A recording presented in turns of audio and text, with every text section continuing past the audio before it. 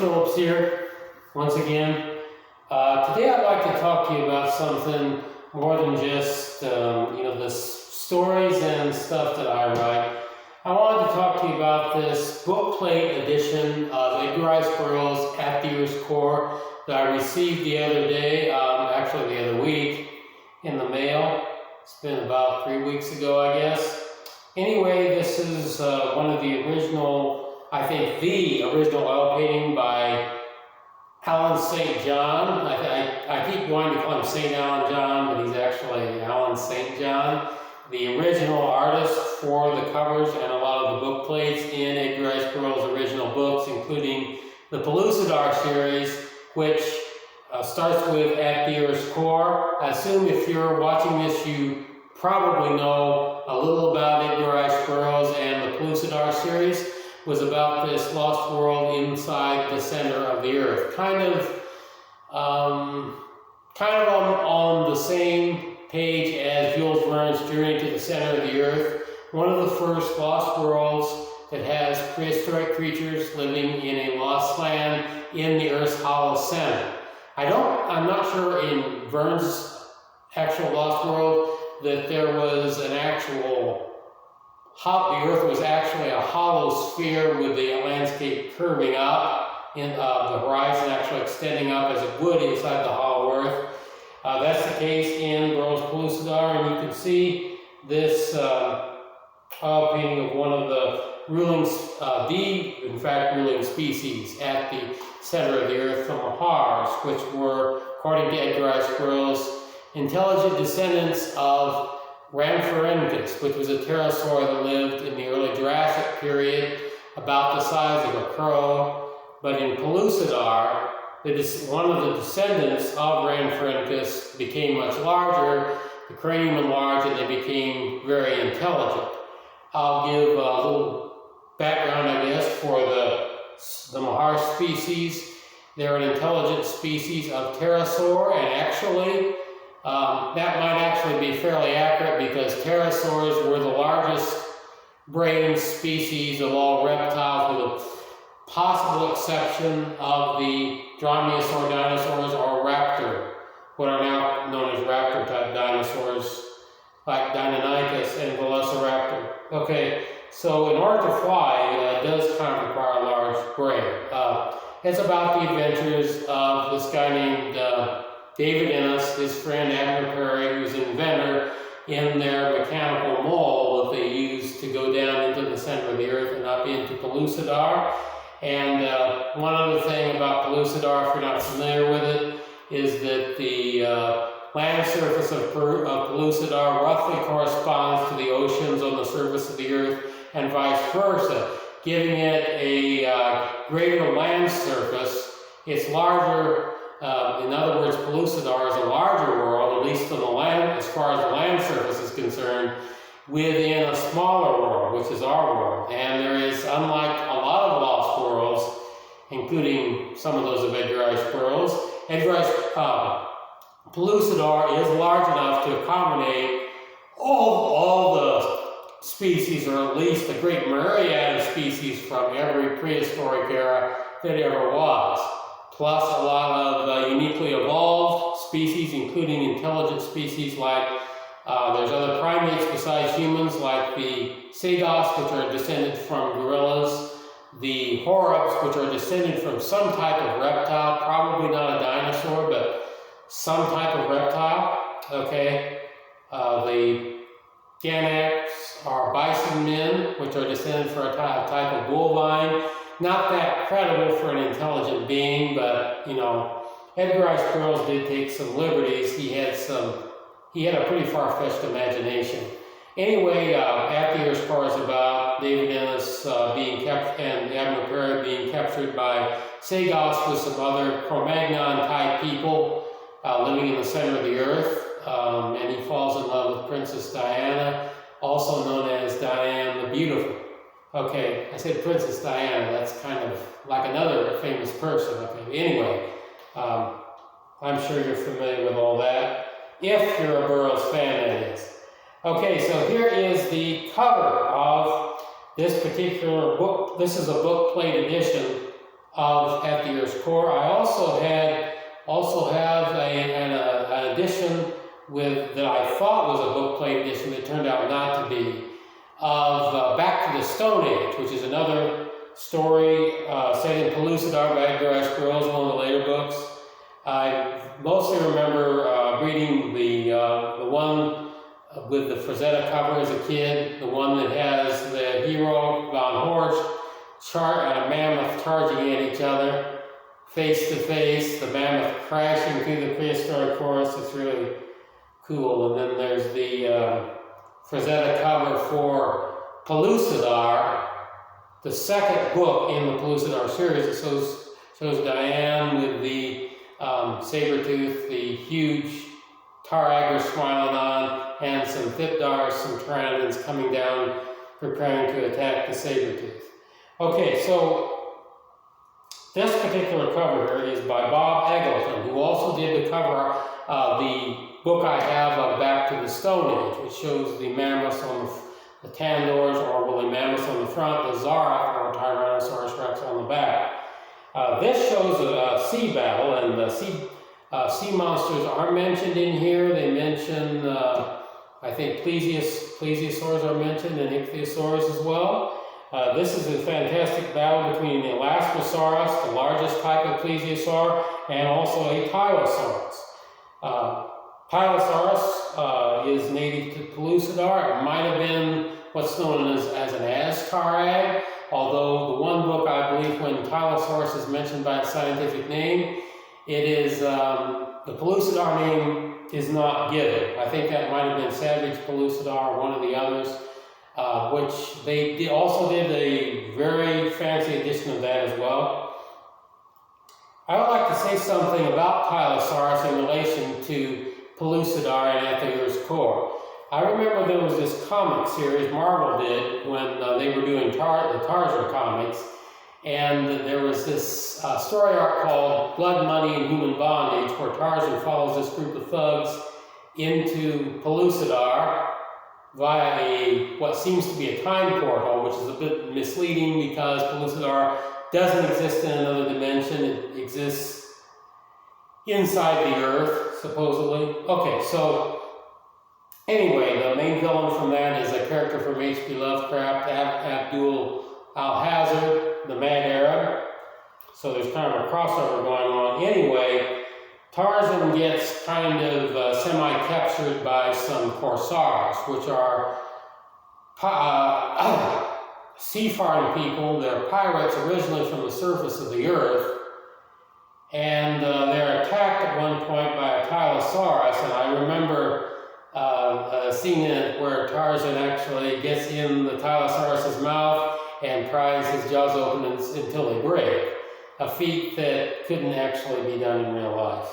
The previous issue in that series also has Tarzan jumping off a high cliff to escape some four hawkish riding savages, and the cliff is as tall as a skyscraper, and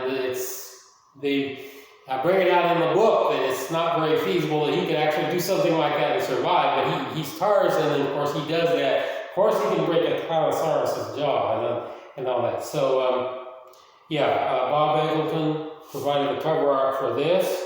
I'm going to take this out now. Be very careful with it. It's got the book plate and it's a portfolio kind of, and some other stuff in here. And wait a minute. Okay, so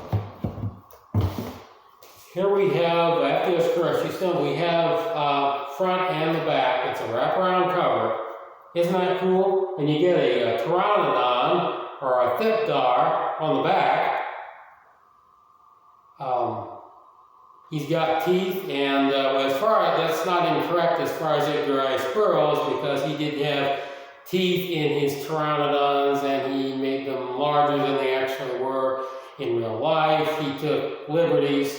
There is a pterosaur that did have a similar crest, that did have teeth, lived during the Cretaceous, called Ludodactylus. So Thipdars might have been more similar to them. Okay, I could go on about toothed pterosaurs. So let's take a look at this book. Oh, here we have some more Pteranodons or Thipdars, a city which kind of reminds me of Opar here, although I don't believe it's supposed to be. It could be one of the cities that Davis Innes ended up building.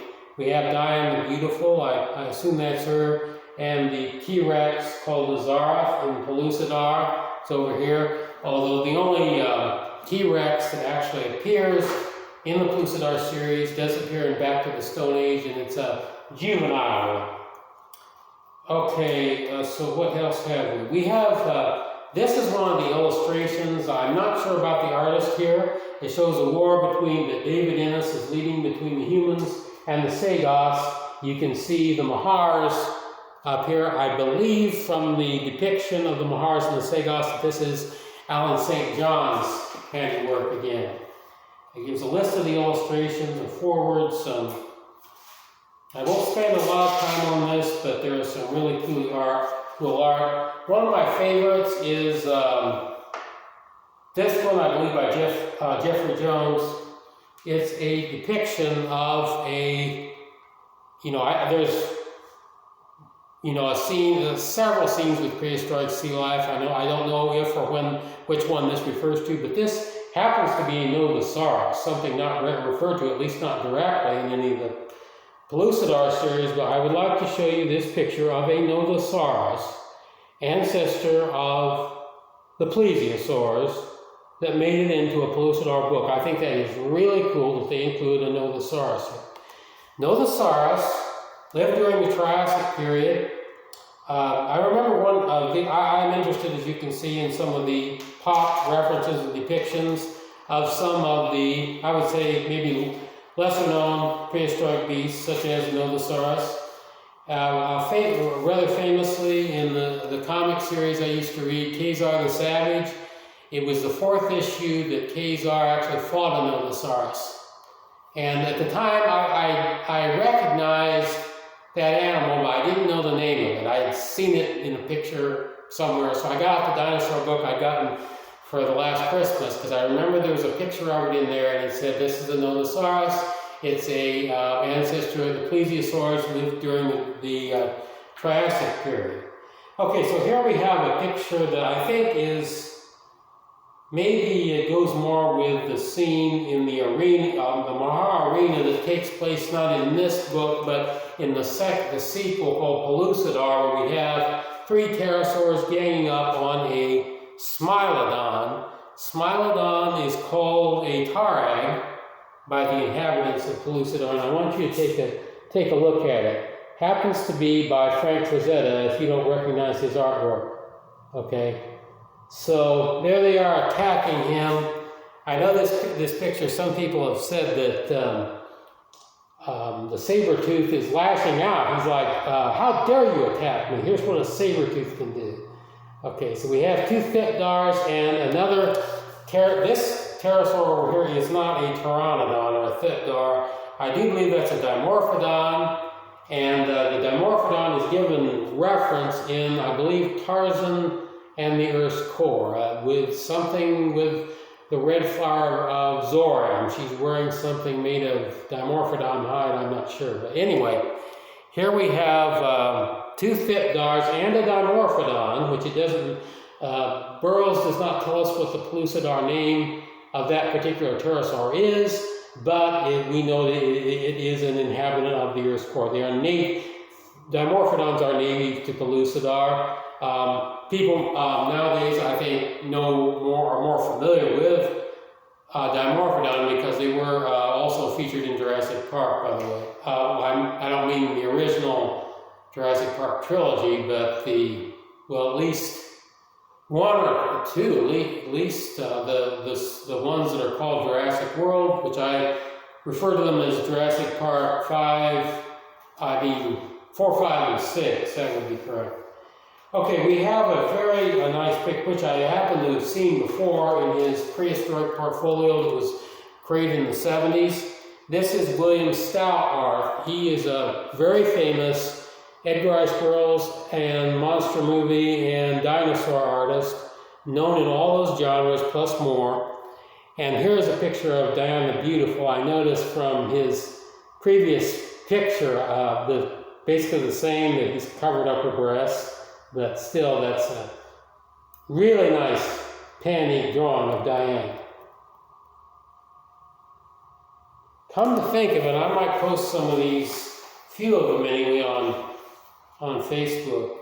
You know, I don't want to put off people from actually getting the book because they ought to. I can't remember, but I do like this artist. He did a Pellucidar at the Earth's Core graphic novel, and we have one, Diane the Beautiful, and one of the Mahars who simply looks like an outsized Rhamphorhynchus. And that is maybe not quite accurate, but more accurate than a lot of the depictions of the Mahars. I happen to have a kind of a problem with a lot of Mahar depictions that I see. Okay, let's see what else cool stuff we got in here. Okay, there's a lot of illustrations. I don't have time to go through them all, but here's one that I remember maybe in William Stout Edgar Rice Burroughs' portfolio, and I immediately thought of the scene that this is supposed to be depicting here, which is the battle in the arena between the Smilodon saber-toothed tiger and the huge ox-like creature called an aurochs. Aurochs were wild cattle that lived during the Pleistocene, and they in fact did survive up through historical times, and before the Industrial Revolution they were killed off or died off somewhat. Okay, so I do believe that this might have originally intended to be a picture from Carson of Venus, or one of the Venus novels where it takes place. Can't recall if it's I think it's the first one, I'm not quite sure. But because of the boar-like similarity of the, you know, this one creature here, I think it might have originally been intended to be a basto, and the creature attacking it might be a tharbin, which they are both Venusian animals native to Edgar Rice Burroughs' Venus, or Amtor. The basto is kind of like a huge boar, cross between a buffalo and a huge boar the size of an elephant.